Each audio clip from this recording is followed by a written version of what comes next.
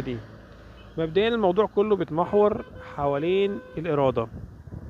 قوة الإرادة دي عبارة عن إيه؟ إن أنت إيه الإرادة دي عموما؟ إن أنت تقدر تعمل الحاجة اللي أنت بتكرهها، أو تعمل حاجة أنت ما بتحبهاش، سيبك من تكرهها.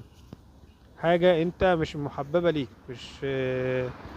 مش على هواك. دي معنى الإرادة إنك تعمل حاجة أنت مش مستساغها، مش محببة لنفسك. تمام؟ من مثلا الشغل، التعب، المجهود، الكلام ده كله، كل الحاجات دي مجهدة ليك. فكل الحاجات دي محتاجة قوة إرادة عشان تعملها. قوة الإرادة دي عموما عاملة زي العضلة، بتحتاج تمرين عشان يبقى عندك أصلا الإرادة دي.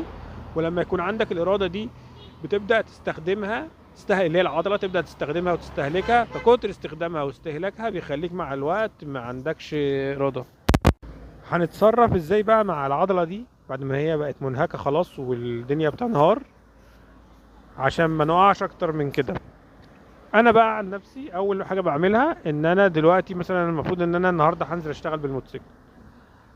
ما اديش مساحة ان انا اقعد افكر ان انا هنزل اشتغل النهاردة، انا هنزل ازاي، انا مخنوق، انا متضايق. لا، انا دلوقتي جه ميعاد الشغل، انزل اشتغل.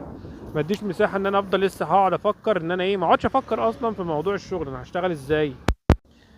تاني حاجة احسب العواقب. انا دلوقتي نزلت اشتغل، طب انا دلوقتي حاسس ما عنديش رغبة ولا ارادة ان انا اشتغل. طب انا لو ما اشتغلتش ايه اللي هيحصل؟ هستنزف ماديا.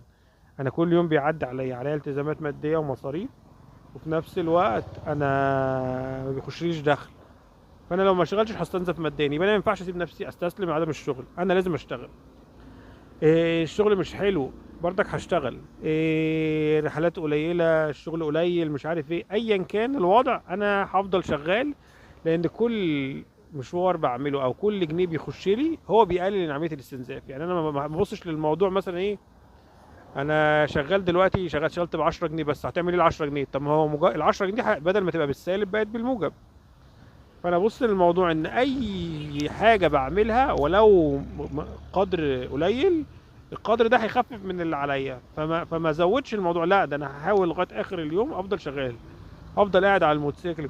واي رحله تجيلي هقبلها، إيه مبلغها قليل مبلغها كتير، المهم ان انا افضل اتحرك بحيث ان انا قبل ما اوصل اخر اليوم الاقي فيه مبلغ كويس معايا.